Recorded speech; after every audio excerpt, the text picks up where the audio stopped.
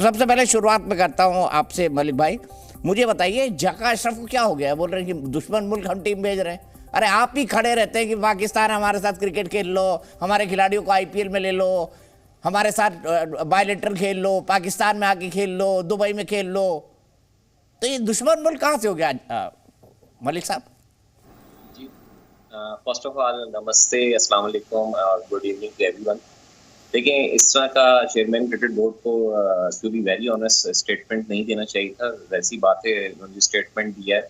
आपको पता है कि क्रिकेट और politics is a totally different thing, ठीक है ना। और क्रिकेट जो है दो दिलों को जोड़ती है, और स्पेशली जिस तरह से पाकिस्तान की टीम आपको पता है कि पहुंची अहमदाबाद में, जिस तरह से वार्म वेलकम किया है। अहमदाबाद जाएंगे मैच खेलने। जी जी, हैदराबाद दक्कन की मैं बात कर रहा हूँ। हैदराबाद दक्कन पहुंची है तो बहुत ज्यादा वार्म वेलकम किया है, जिस तरह से मोहब्बतों का इजहार किया गया है। और जिस तरह से आपको पता है कि देखें, दोनों देशों की है फैन फॉलोइंग है।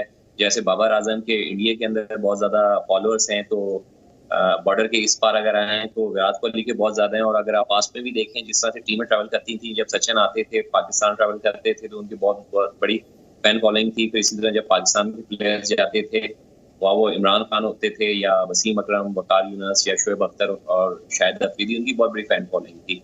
और देखें, ये पाकिस्तान और इंडिया का आपको पता है जो मैच है, बड़ा हाई वोल्टेज मैच होता है और पूरी दुनिया की नजरें होती हैं। देखें, जीते पाकिस्तान या इंडिया, क्रिकेट की ऐसे जीत होती है। जैसे पाकिस्तान और इंडिया के अभी भी मैच हुए हैं, उस तरह से मैचेस होने चाहिए। हाई वोल्टेज मैचेस भी बहुत ज्यादा फजीलाई मिलती है, ठीक है। और देखिए व्यूअरशिप भी बहुत ज्यादा है पूरी दुनिया के अंदर। ठीक है, तो देखिए पाकिस्तानी कह रहे हैं इरशाद साहब कि ये जका आसिफ को ना अकल ही नहीं है। ये क्या बोल गए पीसीबी के चेयरमैन? और ये पाकिस्तानियों को ना इज्जत दे दी जाए तो वो उनको पछती नहीं है। कल हमने आपको हैदराबाद में स्वागत किया, माला पहनाई, टीका लगाया, वेलकम किया, बढ़िया बढ़िया बिरयानी खिलाई। आप बोल रहे दुश्मन देश? क्या इरशाद बहुत साहब, शुक्रिया। इज्जत आपको, इज्जत अगर कोई आपको इज्जत अफजाई कर दे तो वो आपको पटती नहीं है। दीपक, पता क्या है, मुझे सुनना है लाजिम ना, बहुत प्यार से मैं बोलूंगा आज। तो मैं हमेशा आपसे पूछता हूँ कि मैं बोलूँ कि ना बोलूँ, लेकिन आपकी चीखें निकल जाती हैं, मुझे बोलने नहीं देते। मैं पहले ये कहता हूँ कि जका अशरफ साहब का ये जाती बयान है उनका, मेरी भी हुकूमत ने या वजीर आजम या प्रेसिडेंट ने नहीं कह दिया, चेयरमैन क्रिकेट बोर्ड है, ठीक है। आपको पता है वजीर आजम कौन है पाकिस्तान का? भी पूरी बात करने दीजिए, इरशाद साहब बता दीजिए ना कौन है वजीर आजम। मैं आपको बात सुन लो पूरी, फिर उसके बाद हम डिबेट इंशाल्लाह करेंगे। दूसरी बात यह है पाकिस्तान का वजीर आजम कौन है, ये बताइए ना। पाकिस्तानियों को ही नहीं पता कौन है हमारा वजीर आजम। हाँ, सुन तो लो ना। आपको भी नहीं पता होगा। यार सुन तो लो, खिलाड़ी जो होते हैं वो एक सफीर होते हैं, सिफारतकार होते हैं। हम मोहब्बत, ये खिलाड़ी जो है ये मोहब्बत का एक पुल होते हैं, ब्रिज होते हैं, जिससे हम एक दूसरे से रिश्ते कायम करते हैं और दोस्ती का हाथ बढ़ाते हैं। हमारे खिलाड़ी आपके पास खेलने के, आपने मोहब्बत दी, लेकिन जका अशरफ ने बात कुछ मुझे लगता है कि बेहतर भी की होगी कि क्योंकि वीजा जिस तरह तरसा के आपने पाकिस्तान की क्रिकेट टीम को दिया, इसमें कोई दूसरी राय है? आप मुझे बताइए, जो आज मेरे मुल्क में जो धमाका हुआ आप दिखा रहे थे, क्या ये एक मुसलमान कर सकते हैं? ये आप लोग ही करवा सकते हैं? हिंदुस्तान हमारे मुल्क में, खैबर पख्तूनख्वा और बलूचिस्तान में आरएसएस बीजेपी, अब ये आरोप उन पे ही लगा दीजिए आप कि वहां पे भी आरएसएस बीजेपी नहीं करवाया है। आपने इरशाद साहब क्या बोलते हैं? मेरे प्यारे मुल्क पाकिस्तान में भेजे, जो काबुल में आपने रखे हुए थे, वो भागते हुए अपने दहशतगर्दों को मेरे पाकिस्तान में इंटर करा गया। आपके तालिबानी भाई कहाँ गए? उम्मा उनको चुन चुन के मारेंगे हम। अरे ये आपके तालिबानी भाई कहाँ गए? वो क्यों नाराज है आपसे आजकल? मैं अपने प्यारे उम्मा नहीं कर रहे आप मुस्लिम ब्रदरहुड? मैं अपने पाकिस्तान को हिंद नहीं बनाना आपको करूंगा इन दहशतगर्दों से, ये आपके एजेंटों से, जो भी लोग हिंदुस्तान के काबुल के जरिए मेरे प्यारे पाकिस्तान में आए। इंशाल्लाह ये पाक हो जाएगा पाकिस्तान, क्योंकि पाक है पाकिस्तान, पाकिस्तान का नाम ही पाक है। तो दूसरी बात यह है कि जका अशरफ साहब को अगर डीपली आप सोचें तो उन्होंने कुछ गलत नहीं कहा। ये इरशाद साहब खाली आप बोल सकते हैं और कोई नहीं बोल सकता। देखिए, मैं बोल नहीं सकता हूँ, मैं सच बोलता हूँ, इसलिए मैं बोलूंगा। मैं दूसरी बात यह है कि जिस तरह से अभी देखें, आप रिसेंटली जो आप बयानबाजी कर रहे हैं कि काम आपका, आपने कनाडा के साथ आपके वजीर आजम ने उंगली की है, आप उंगली दिखा रहे हैं हमें, हालांकि हम तो कहते हैं जब भी देंगे हाथ देंगे, उंगली नहीं देंगे। तो मैं ये कहता हूँ कि देखें, जैसे जैसे आप जहर। अच्छा इरशाद साहब ये बता दीजिए, तलहा सईद गायब हो गया ना, हाफिज चचा का भतीजा, चचा भतीजा, ये तलहा सईद को कौन उठा ले गया? ऐसा ही देखिए, आपको मैं एक बात बताऊं, जो तला शहीद है, हो सकता है उनका आपस का जाती मामला भी हो, क्योंकि जो दीनी तालीमी ये मामलात होते हैं, इसमें लड़ाई भी होती है, दोस्ती भी होती है, लोगों के साथ हो सकता है उनका कोई जाती मामला हो। आतंकवाद दीनी तालीम है। आतंक तो आप कहते हैं ना, दीनी जो भी दीन फैलाता है उसको आतंकवाद आप कहते हैं। हम तो जो दीन के जरिए, जो इस्लाम के जरिए जो भी बात हम करते हैं, आप उसको आप आतंक कहते हैं, तो कहते रहिए। बड़ी मोहब्बत की दुकान खोली है हाफिज सईद ने, बहुत बड़ी दुकान खोली है, बिल्कुल वो दीन की तालीम देते हैं, आप बेफिक्र रहिए, कभी इंशाल्लाह सबूत देंगे आपको कि उनके मदरसे, उनके एजुकेशन। अरे 2 ट्रक सबूत तो हम लेके गए थे, SM कृष्णा और P चिदम्बरम में गया था उनके साथ, 26/11 के 2 ट्रक सबूत। क्या किया आपने? सबूत दिया। अब तो सर्टिफाइड दहशतगर्द डिक्लेयर हो गए आप, अमेरिका में, कनाडा में, यूके में आप डिक्लेयर्ड हो गए, सर्टिफाइड दहशतगर्द आप लोग हैं, जो मारते हैं इनोसेंट इंसानों को, जो मजलूमों को मारते हैं। और अब तो देखिए, एक बात बताइए, अरे एक बात बताइए इरशाद साहब, रिजल्ट देखिएगा, इरशाद साहब, आप रिजल्ट देखिएगा जो सिखों के साथ कर रहे हैं आप लोग। इस्लाम में झूठ बोलने वाले की क्या सजा है? ये है कि जो आप झूठ बोल रहे हैं, मैं आपको कह कुछ नहीं सकता, मेरे सामने हो तो फिर बताऊं आप। ना आप बताइए ना, मेरे सामने, मैं आपके सामने ही बैठा हूँ। इस्लाम में झूठ बोलने वालों की सजा क्या है? झूठ बोलने वालों की वो सजा है जो मेरा दीन कहता है, मेरा इस्लाम कहता है। क्या कहता है मेरे भाई? मैं बोल रहा हूँ, इसलिए मुझे सजा की कोई फिक्र नहीं, क्योंकि मैं झूठ नहीं बोल रहा हूँ, मैं सच बोल रहा हूँ। क्योंकि कनाडा डिक्लेयर्ड कर दिया आपको दहशतगर्द, सर्टिफाइड, स्टैंप लग गई अब मुल्कों की। और ये G20 किया, ये G20 के लोग आपके गले की रस्सी बनेंगे। यकीन कीजिए, सिखों ने आपसे आजादी लेनी है और आजादी का वक्त करीब आ गया। 10 लाख सिखों को मार दिया आपने 1947 में। अगर ये गलती ना करते ना, कितने सिख मारे थे? 10 लाख के आसपास। अगर इलेक्शन जीतने के लिए ये शरारत ना करते सिखों के साथ, शायद को इलेक्शन में कुछ वोट मिलते। अब इनको ना वोट मिलेगा ना सपोर्ट मिलेगी।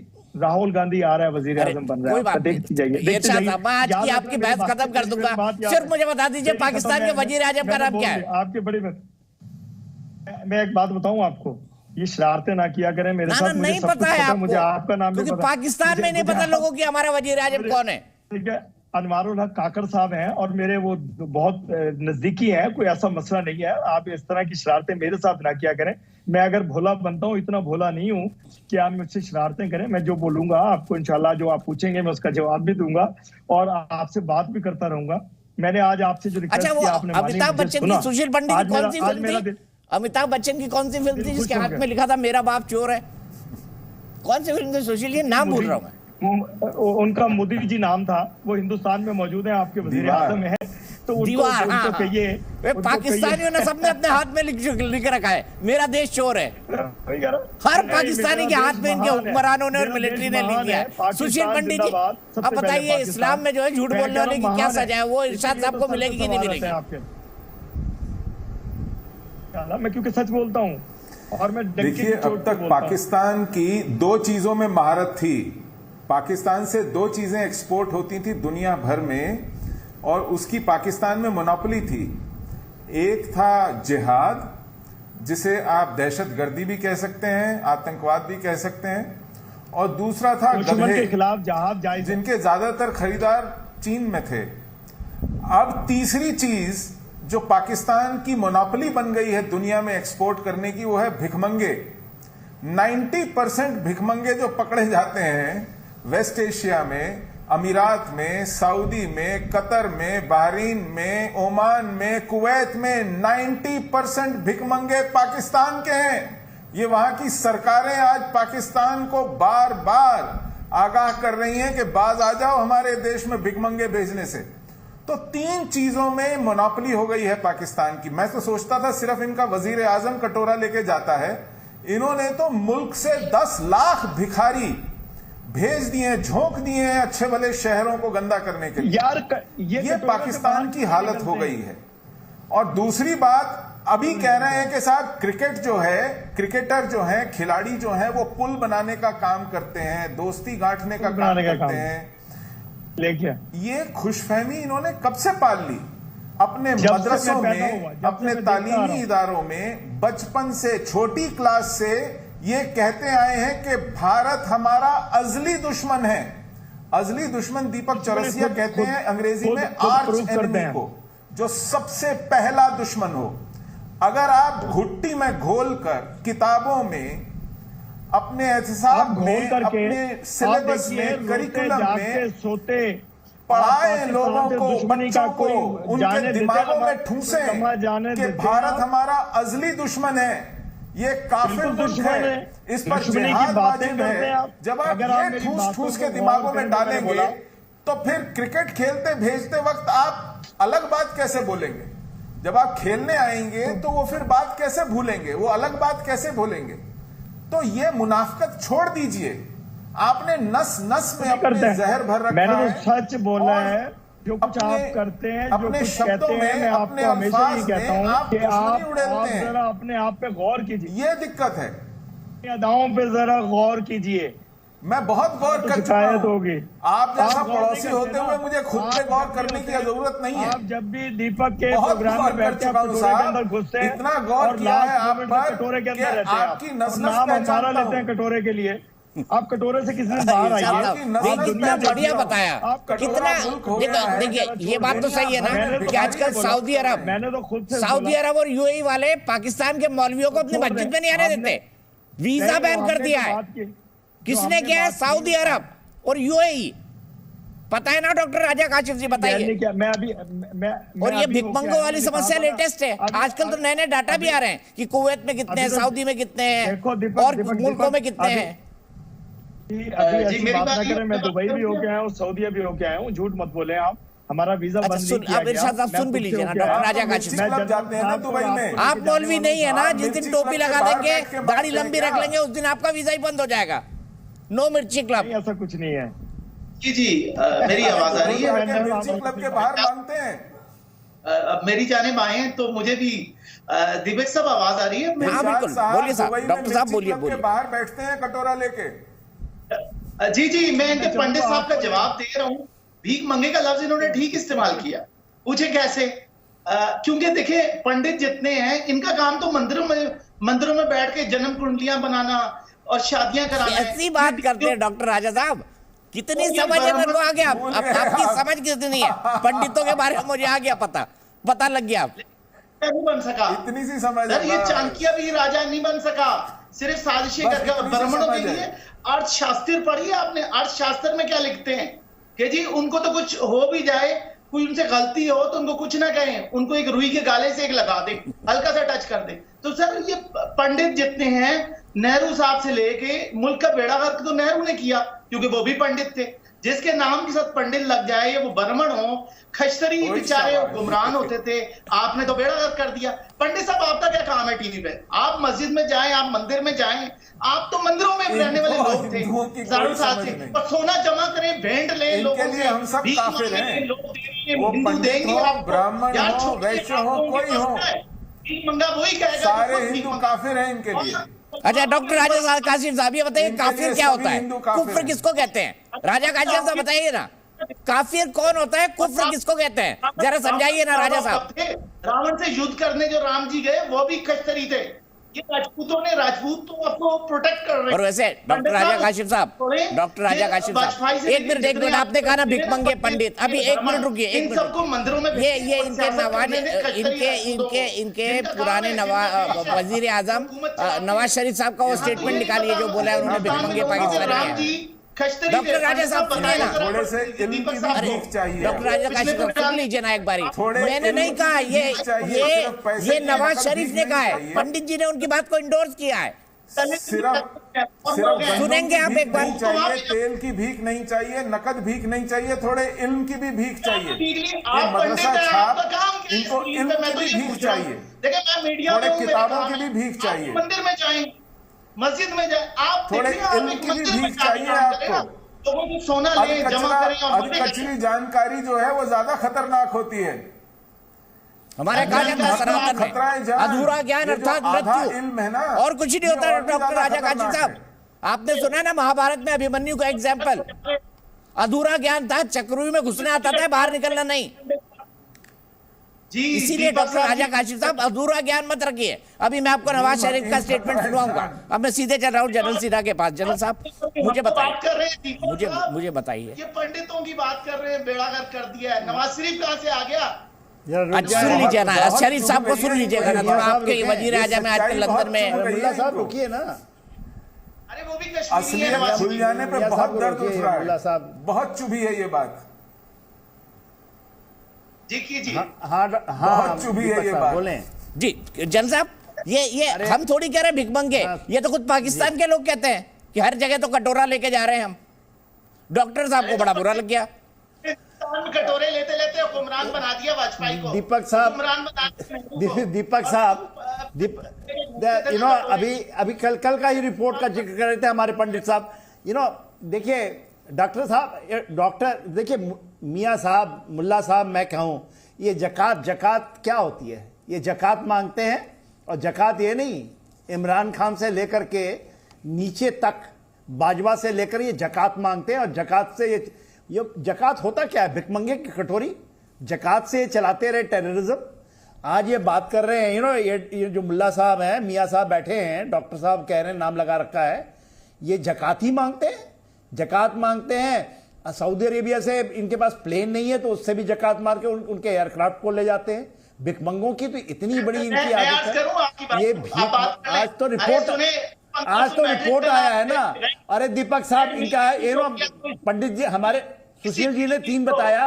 अरे डॉक्टर साहब गुस्सा मत होइए, आप स्काइप पे जुड़े हैं, आप जैसे तेज चिल्लाएंगे आपकी आवाज कटने लगेगी।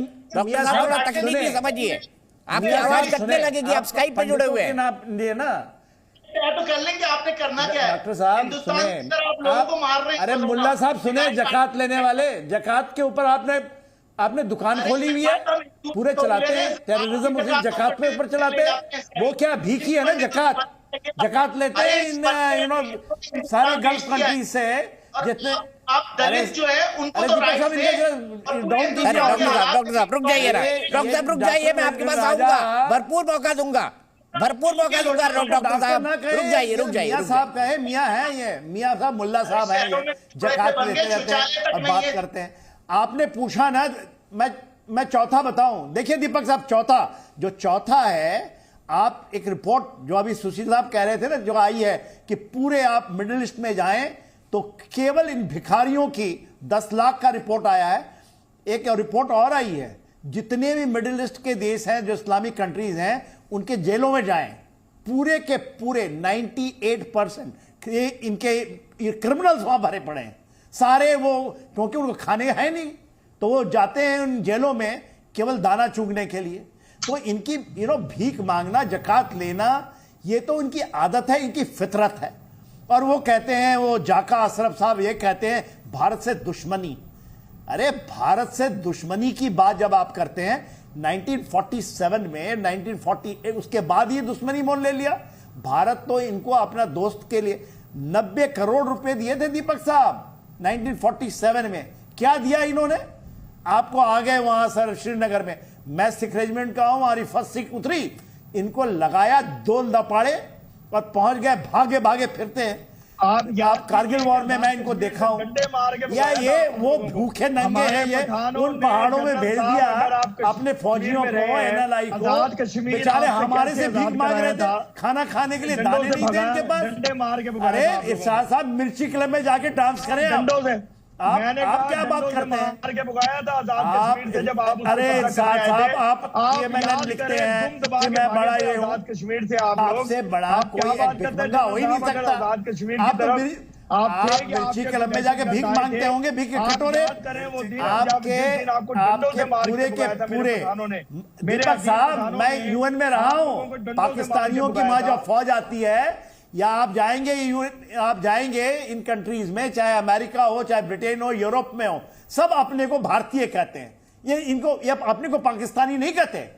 ये तो इतने बड़े भिखमंगे हैं, इतने बड़े साले, इनकी प्रॉब्लम है कि अपने को कहते हैं हम तो इंडियन है, इंडियन। इनसे पूछिएगा ना पाकिस्तानियों को, तो ये मियाँ साहब कहेंगे हम इंडियन हैं, और एक टीवी चैनलों में बैठ करके बातें करते हैं। ये मियाँ, अरे साहब, ये डॉक्टर राजा साहब, आपको हिम्मत कैसे होगी? अरे ये मुसलमानों की बात नहीं है, मुसलमान हिंदू मुसलमानों की लड़ाई नहीं है। ज़कात तकसीम करते हैं। अरे जकात को क्या करते हैं? जकात से टेररिज्म कैंप चलाते हैं, एपी सेंटर ऑफ टेररिज्म। आप लोगों का ना ईमान है ना दीन है। आपका कोई मजहब नहीं है। अच्छा, ठीक है, सुन लीजिए। ज़कात से लेकर के आप अपने कटोरे भरते हैं। सुने नहीं आपने नवाज शरीफ को? सुने ना, नवाज शरीफ कहते हैं $1 बिलियन था। इरशाद अहमद खान भी जो है वो किसी सनातनी से ही मुसलमान में कन्वर्ट हुए होंगे। आपके बाप दादा भी यही थे। मैं यूसुफ जई हूँ, पैदाइशी पठान हूँ, और उस समय ये ज़कात नहीं लेते होंगे, भिखमंगे नहीं थे ये सारे। डील हुई है आज एक कटोरी लेकर के अच्छा, ठीक है, एक मिनट रुक जाइए। खिलाड़ी है, इरशाद साहब रुक जाइए। भीख मांग रहा था। डॉक्टर राजा काशिफ साहब और जनरल साहब रुक जाइए। अब सर्टिफाइड भिखमंगा, मेरा देश चोर है, मेरा देश भिखमंगा है, ये पाकिस्तानी के हाथ में लिखा हुआ है। और ये मैं नहीं कह रहा हूं, ये नवाज शरीफ कह रहे हैं। सुन लीजिए नवाज शरीफ जी की बात को, और फिर उसके बाद डॉक्टर राजा काशिफ के पास आऊंगा। और रुक जाइए इरशाद साहब, आपके ही नेता है नवाज शरीफ, आपके ही नेता हैं। आज हिंदुस्तान चांद पे चला गया है। G20 की मीटिंग्स वहां होती हैं।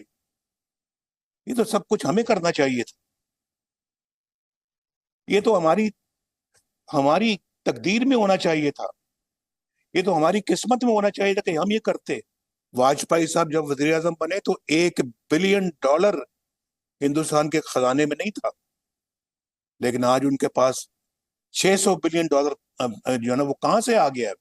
और हम $1 बिलियन आज भी मुल्क जाके मांग रहे हैं। क्या इज्जत है हमारी आज उनकी नजरों में भी? क्या इज्जत है? चाइना से हम मांगते हैं, अरब मुल्कों से हम मांगते हैं। हमारा वजीर आज़म जाके उसको मजबूर होता है वो मांगने के लिए। डॉक्टर राजा काशिफ, ये मैंने नहीं कहा, भिखमंगा खुद कह रहे हैं नवाज शरीफ। मैं बात कर लूं? करिए। दिवेश साहब इजाजत? एक आप इमरान खान की शक्ल में आया, उसने मुल्क को तबाह किया, उसको सुना रहे हैं मेरे मियां मोहम्मद नवाज शरीफ साहब। लेने दे शाह साहब, आपको वो विकेट आप उड़ा देंगे, मुझे बात करने दे। अच्छा, सब तो पहली बात ये, अब ये साउथ ब्लॉक वालों को कहें सिंह रेजिमेंट के बजाय किसी कोई अच्छी जगह का बंदा भी आप भेजते हैं। अब बदल दें ना, बेचारे आप एक ही फौजी दिखा के हमें हम भी थक गए। अच्छा, दूसरी बात ये कि अगर हम भीख मंगे हैं तो आपने पंडित बिठाए हुए जो पूरे हिंदुस्तान से सोना ले रहे हैं, भेंट ले रहे हैं। क्या बोल रहे हैं राजा काशिफ साहब? जोंक बने हुए जोंक। आप क्या समझते हो पंडितों को? क्या मतलब, क्या इंटेलेक्ट का लेवल है? क्या आपका इंटेलेक्चुअलिज्म है डॉक्टर राजा काशिफ साहब? ये आपको डॉक्टरेट की डिग्री कौन सी यूनिवर्सिटी ने दी? ये कहाँ से पढ़े, कहाँ से डॉक्टर बने आप? ये ताला साहिब से भी ज्यादा ये कट्टर है, फर्जी डिग्री है। हाफिज सईद ने दी क्या डॉक्टरेट आपको? ये डॉक्टर हैं। हाफिज सईद भी अच्छा होगा, ये डॉक्टर लगा रखा है यहाँ। फर्जी पायलट है डॉक्टर साहब, हाफिज सईद भी आपसे अच्छा है। फर्जी डॉक्टर है, फर्जी पायलट है, फर्जी डॉक्टर है, फर्जी इंजीनियर। एक मिनट मैं थोड़ा डिबेट में सीरियसनेस लाना चाहता हूँ। मलिक साहब मुझे बताइए, मैंने ये सुना है कि पीसीबी जो है अपने प्लेयर्स को 4 महीने से तनख्वाह नहीं दे पा रहा है। प्लेयर्स बोल रहे हैं हम नहीं जाएंगे, लेकिन भारत जाना था, पीसीबी 4 महीने से तनख्वाह नहीं दे पा रहा है। ये ऐसी हालत क्यों पीसीबी की? अरे मैं पीसीबी पे अर्ज करूं, नहीं, मैं इसका डायनेमिक्स बता दूं। हाँ, बताइए।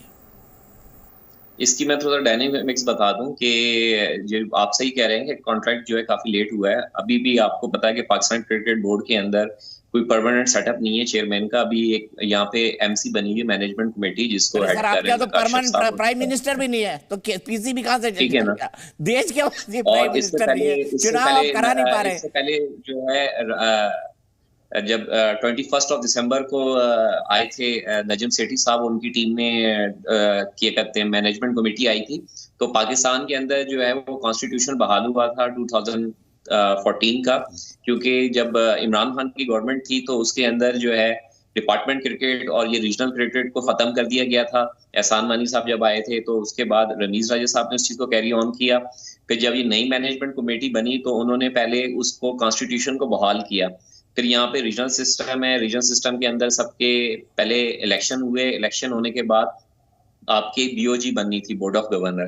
फिर आपको पता है कि पाकिस्तान के अंदर पीडीएम की गवर्नमेंट थी, पीडीएम की गवर्नमेंट होने की वजह से यहाँ के जो मिनिस्टर थे आईपीसी के एहसान मजारी साहब, उन्होंने कहा कि ये जब पीडीएम बनी थी तो उसके अलावा जो टॉप हेड्स हैं जरदारी साहब और उनका ये तय हुआ था कि जो वजारत होगी उसी वजारत का ही जो कंसर्न पर्सन जो है वो पार्टी का जो है वो हेड करेगा। तो फिर नजम सेठी साहब की जो मैनेजमेंट कमेटी थी उसको फर्दर कैरी ऑन नहीं किया। फिर 21 जून से जो है, बात है मलिक साहब, 4 महीने से सैलरी मिली पाकिस्तान की क्रिकेटर को नहीं मिली, कॉन्ट्रैक्ट की रकम मिली या नहीं मिली? देखिए कॉन्ट्रैक्ट में आपको बता रहा हूँ ना, तो ये 2 जब डिस्टर्बेंस आई तो उसमें ये चीज नहीं हो सकी। फिर अभी जो है जाने से पहले ज़का अशरफ साहब ने जो है इनको चीफ सेलेक्टर जो है इंजमामुल हक, इनको टास्क दिया और इंजमामुल हक साहब ने जो है इस चीज को पाया तकमील तक पहुंचाया। और इससे पहले जो है जाने से पहले कप्तान की मुलाकात भी चेयरमैन से, और फिर इन्होंने काफी सारे शिकवे भी रखे। हम ज़कात देने वाले हैं जनरल मलिक साहब, पैसे तो हैं नहीं, कहां से लेकर आए आप? अरे इरशाद साहब, किस किस को ज़कात दी आपने बताइए ना जरा, किस किस को ज़कात दी? हम मुसलमान ज़कात, अरे भैया हमने दुनिया में जहां गुरबत है वहां मदद भी करते हैं और जहां से पहुंचाते हैं। पूरी दुनिया में गरीब लोग भी होते हैं, भिखारी भी होते हैं। मैं ये समझता हूँ हम जितने टोटल पाकिस्तानी है उससे ज्यादा आप भीख मंगे लोग हैं। आप अपने मुल्क को देखें, पाकिस्तान की सरहद अबूर करके मत देखा करें। अपने मुल्क में देखें कितने लोग भूखे सोते हैं, कितने लोग सड़कों पर सोते हैं, कितने लोग सुअर का गोश्त खाते हैं। आप देखिए, जिन्ना खाते थे, मैंने सुना हलाल खाते हैं, आपके कायदे आजम खाते थे। पूरी दुनिया को ज़कात देते हैं, मुस्लिम ज़कात देते हैं। इरशाद साहब, पता है ना, बहुत लिखा गया है उनके कायदे आजम के बारे में। मैं वही कह रहा हूँ कि आप इस तरह की बात करते हैं। देखिए हम मुसलमान, अच्छा आपने कहा कि आपने एक मिनट मुझे बोलने दीजिए। आपने एक बात कही कि देखिए क्रिकेट दिलों को जोड़ता है, क्रिकेट जो है मोहब्बत कराता है और ये कराता है वो कराता है। एक इकलौता आपका गरीब आदमी था इमरान खान, वो पठान, उसने जीता वर्ल्ड कप, वो कहाँ पड़ा हुआ है आपकी जेल में? असल में पता क्यों एक आदमी जिसने आपको वर्ल्ड कप जीत के दिया उसको आपने जेल में डाल रखा है। सुने आज ये सुने, हंसे ना, मुझे बात सुने, मेरी बात सुने, आप हंसे ना पंडित। वो बंदा जो गूगली पे बॉल कर सके पाकिस्तान के साथ, उससे आपने करवाया 3 साल में। पाकिस्तान का वर्ल्ड टैंपरिंग करवाने में आप लोगों का इमरान खान के साथ हाथ है। वर्ल्ड कप उसने नहीं जीता था, बाकी खिलाड़ियों ने जीता था। जावेद मियांदाद थे, वसीम अकरम थे, ये लोग थे जीतने वाले।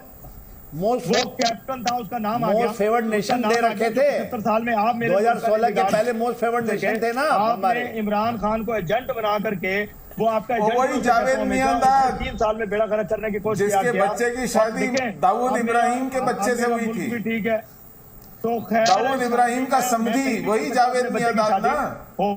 अच्छा डॉक्टर साहब, चलते चलते मेरे पास वक्त कम हो गया है। डॉक्टर साहब बताइए ना, डॉक्टर कहाँ से लिया आपने? कर सकते हैं आपके हाफिज सईद की तला सईद कौन सी यूनिवर्सिटी? दाऊद इब्राहिम। इतने मदरसे, इतने तालीमी इदारे हैं उनके, मैं अब नाम लूंगा तो आप गिन नहीं सकेंगे, लिख नहीं सकेंगे। आप उसको छोड़िए, आप ही गिनिए, आप ही रखिए उनको, क्योंकि इस्लामिक जो इस्लाम के मामला दूर रहा करें। देखिए आप चिंता न करिए, आप दुनिया के लिए सर दर्द है और हम दुनिया में सबसे ज्यादा पेन किलर बनाते हैं। दुश्मनी पालते हैं। आपको दुनिया के टेररिस्ट को आप कहते हैं को बुरा कहते हैं, मेरे इदारों को बुरा कहते हैं, मेरी ISI को बुरा कहते हैं। यूरोप ने PIA के हवाई जहाज बैन कर दिए थे। इसके अलावा भी कभी कुछ किया? पूरे यूरोप में PIA के हवाई जहाजों पर बैन लग गया क्योंकि फर्स्ट डिग्री वाले पायलट थे। दुश्मन ना ग्लोबल टेररिस्ट है। साथ साथ कहते हैं कि इनके नबी है ना, वो नबी वाले पायलट थे, फर्जी डिग्री वाले हाफिज सईद आपके नबी हैं साहब, डिग्री वाले इंजीनियर हैं, फर्जी डिग्री वाले सियासतदान हैं। मैं क्या करूंगा? मैं बच्चे को तो डिनाइल नहीं करूंगा कि ठीक है करो बेटे शादी। ये जाली डिग्री वाले लोग हैं। इरशाद साहब, एक लेटेस्ट रिपोर्ट है, मिडिल ईस्ट में 90% भिखारी पाकिस्तानी है। एक तो आप चाइना को गधे बेच रहे हैं, गधे से आपकी इकोनॉमी चल रही है। हमारी इकोनॉमी होगी $5 ट्रिलियन की, आपकी इकोनॉमी होगी डिपेंडेंट ऑन डंकीज एंड भिखमंगास। पाकिस्तानी है। सुधारा जवाब सुने, 1 मिनट जवाब सुनेंगे। हम खाल गधे की चाइना को बेचते हैं, उसके पर्स बनते हैं, जूते बनते, गोश्त आपको भेजते हैं, गधे का गोश्त आप खाते हैं। तो हम तो पैसा कमा रहे हैं, गोश्त बेच रहे हैं। तो खाल चाइना को बेचते हैं और गोश्त अपने लोगों को खिलाते हैं, जाते हैं। लोगों को तो चूरन चढ़ाते हैं, लोगों को चूरन चढ़ाते हैं, गोश्त अपने लोगों को बेचते हैं। क्या हंसने की बात है कि गधे का गोश्त आप खा रहे हैं, चाइना खाल लेके जा रहा है, पैसा मेरे मुल्क में आ रहा है, मैं उसके जूते पहन रहा हूँ उस खाल के, मेरे पैरों में फिर वही पैसे जो मैं आपको खाल बेच रहा हूँ, गोश्त बेच रहा हूँ। पाकिस्तानी लोग अपने गधे के जूते पहन रहे हैं, पाँव के जूते पहनता हूँ। तो बात यह है गधे के, देखे खाल का होता क्या है, पूरी दुनिया में जितने भी जानवरों की खाल है उसका क्या मतलब गजब मुल्क है सर। सांप की खाल का, आज रात को मेरे को नींद अच्छी आएगी इरशाद साहब, आपसे मिलकर मन खुश हो जाता है। तो मैं कह रहा हूँ, वही कह रहा हूँ ना, गोश्त खाएंगे आज आप, देखिए वो हो सकता है पाकिस्तान इनको रोज बुलाया करो। तो खाइए गोश्त दीपक भाई, उसकी लेग पीस खाइए गधे के। तो दीपक भाई नहीं नहीं सर, रोज मेरे यहाँ तो बुलाया चिकन करो। है और बहुत उम्दा क्वालिटी का चिकन खाता हूँ मैं। आप कॉमेडियन तो को मैं वही कह रहा हूँ ना भाई, दीपक हमारा साहब, तो मजे आए हुए हैं। इरशाद साहब को कहाँ से ये खोज नहीं के होगा, लाते सच कह हैं रहा हूँ। कॉमेडियन को? आप दाल सर ये मेरी कॉमेडियन नहीं, अब मेरे को लगता था आप मिर्ची क्लब के मालिक हैं, हम कॉमेडियन भी हो गए, जनरल साहब, अब बुचर भी है क्या? दीपक जी न्यू ईयर साहब नाइट ये पे चलेंगे साहब इंशाल्लाह। इरशाद साहब, ये ना इतनी मेरे को डिग्री मत लेके दीजिए क्या मिर्ची करेंगे क्लब से, आप ही बताइए, जाइए भाई। मिर्ची क्लब के मालिक आप ही जाइए मिर्ची क्लब, मुझे मत गोश्तों के दीजिए। बुचर हैं, आपका इनसे क्या पूछिए क्या चीजें मिर्ची हैं? क्लब के बाहर कितनी PMLN ज़कात के मिलती नेता है? है, देखे मिर्ची क्लब के बाहर ज़कात सारे ज़कात यही के मिर्ची क्लब के बाहर ज़कात एंजॉय इकट्ठी करने वाले, करते हैं। हिंदुस्तान का कल्चर देखने वाले लोग इकट्ठे होते हैं। गरीब आदमी उस तरफ नहीं जा सकता है, सारे बड़े बड़े लोग जाते हैं उधर, आप और मैं जाते हैं। इरशाद साहब मैं नहीं जाता सर, माफ कीजिएगा, Personification मुझे of और जनरल साहब को पाकिस्तान। मत लपेटिए। अरे भाई वो मिडिल ईस्ट वाली मिर्ची रिपोर्ट क्लब दिखाइए ना, की उसको ज़कात लगाइए। मिलती है इन्हें। नजदीक जाने देते हैं किसी को, ऐसे ना करें जनरल साहब। देखें हर जगह आपके भिखारी देखें, मैंने देखिए हकीकत को तस्लीम देखिए करा। आप अब वहाँ जितने हम देखिए लोग सुशील हैं, पंडित जी कह रहे हैं ना होते हैं। कि आप मिर्ची जितने क्लब के हम आगे लोग हैं, जाकर के पाकिस्तानी जकातें लोग इकट्ठा हैं, करते हैं, चलिए, ठीक है। मिडिल ईस्ट के अंदर चलिए, में चलते चलते चलते चलते वहाँ पर चलते आप भी चलते हैं क्या? 90% में आपका भी लिस्ट है क्या? चलते चलते चलते मैं वही कहूंगा, नहीं, चलते अरे, चलते चलते चलते सुन लीजिए ना इरशाद इरशाद साहब। इरशाद साहब देखिए, पाकिस्तान में असेंबली के अंदर एक इरशाद- रिपोर्ट आई है। रिपोर्ट में क्या है, मिडिल ईस्ट में 90% भिखारी पाकिस्तान के हैं। ये रिपोर्ट तो कह रहे पाकिस्तान देखो, असेंबली में हम सच शेयर की गई है। हम सच बोलते- गधों हम के बाद अब तस्लीम करते सबसे हैं। बड़ा भिखारी अगर एक्सपोर्टर है मेरे- पाकिस्तान। अगर- मक्का देखो, मस्जिद दीपक, के बाद अगर जो मेरे- पॉकेट मार पकड़े गए हैं उनमें सबसे ज्यादा पाकिस्तानी है। पॉकेट सच मार बोलते हैं, सबसे ज्यादा हमारे पाकिस्तानी। जेलों में सबसे ज्यादा पाकिस्तानी है। कोई गलत आदमी होगा, हम उसको 99% सामने पेश पाकिस्तानी करेंगे। है। लेकिन आप झूठे लोग हैं, आप अपनी चीज बताते नहीं है। हमारे मुल्क में अगर कोई बुराई होती है हम फौरन से बताते हैं, उसको हाईलाइट करते हैं। लेकिन आप तो अपनी फिल्म भी हिंदुस्तान में नहीं बनाते, जाके दुबई बनाते हो, अमेरिका बनाते हो, यूरोप आप बनाते हो। हाईलाइट नहीं तो आप करते, झूठे लोग हैं। दूसरे मुल्क हाईलाइट कर रहे हैं। चादर है, अरब मुमालिक हाईलाइट कर रहे हैं दुनिया भर में। ठीक है, मैं यहीं पर रुकता हूँ। अफसोस आज के लिए हमारे पास इतना ही है। Z News.